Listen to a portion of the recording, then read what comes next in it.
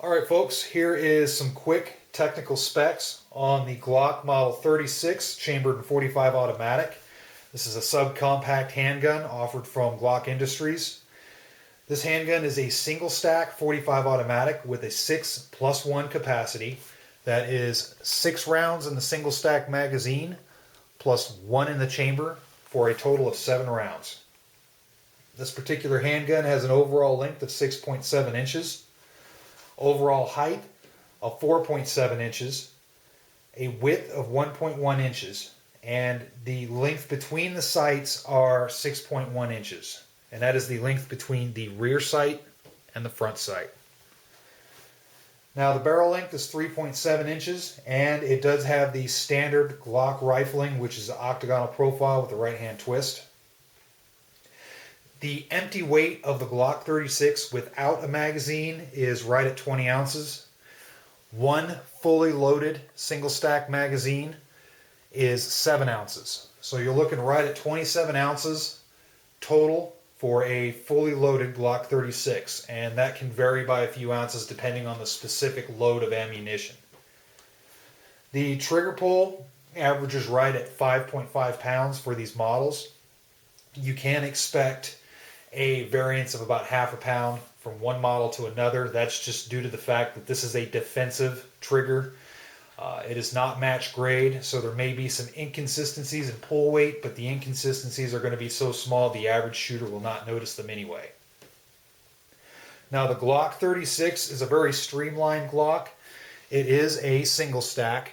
As you can see here, the reason they made this single stack is for concealed carry and backup carry in mind. Again, it's very streamlined. As you can see on the frame right here, there are no provisions for mounting a light or laser. That is because this is geared more for concealed carry, deep cover carry. You can see the internals are typical Glock. There's really no changes. It has the dual spring guide rod setup like on the other Glock subcompacts out there. Barrel, typical Glock. You may not be able to see it on the camera here, but there are some relief cuts right in here on the feed ramp. That's to allow for greater ease of feeding, greater reliability. You can see the slide here is a very trimmed down slide. This is pretty much all you need in order to fire the .45 ACP in such a small package. If you compare this slide with the Glock 30, Glock 30 slide is just a little bit bigger. But again, with the reduced mass and reduced, the reduced metal, the reduced mass, there's still no worry of the slide cracking or anything like that, firing full power plus P loads. As you can see here, these are the loads I use. These are 230 grain Hornady plus P tap ammunition. And I have no issues firing this handgun. You can see it here field stripped. Typical field strip, just like any other Glock. And it disassembles and reassembles just like a standard Glock. Now, one thing to take care of course, with this Glock is due to its reduced mass, there is a higher tendency for this Glock to malfunction if you limp wrist. Now, for those of you that are really into Glocks and you're really proficient with Glocks, you know that if you limp wrist a Glock, most of the time it's going to malfunction. There's going to be a stovepipe, or it's not going to pick up the next round reliably. That is even more so with the Glock 36.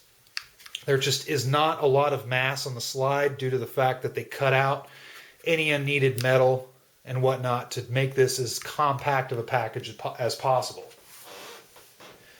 So if you do choose to carry a Glock 36 as your everyday carry, be sure that you're able to have a good grip on this firearm and you're able to have a very strong grip that's able to handle that recoil correctly.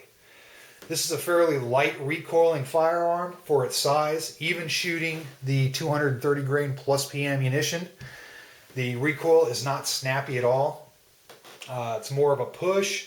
The muzzle rise isn't too bad. It is noticeable, but with practice, you can get your follow-on shots real quick, real accurate. The max practical accuracy range for this handgun I put at 25 yards or less. You can shoot farther, but 25 yards is pushing it with this particular setup with the 3.7 inch barrel. So keep that in mind. Most self-defense encounters happen between 7 and 15 yards anyway. Sometimes they have even less than 7 yards. So with that said, this is a very, very powerful choice for concealed carry. Another thing to keep in mind is a lot of practice with this particular handgun is needed because you only have 6 rounds in the magazine with a possible 1 in the chamber.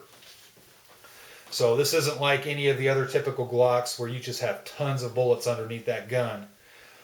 You only have a very limited amount of rounds before you have to worry about reload. So please take that into account if you use this for a concealed carry or home defense.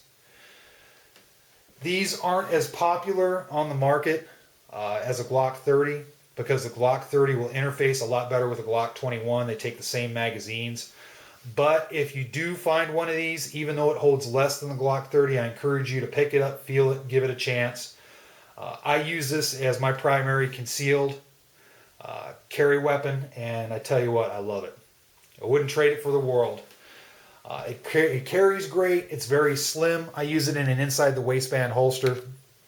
So conceals well, very balanced, draws easy, and shoots easy.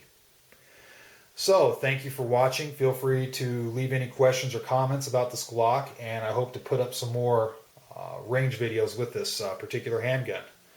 So thank you for watching.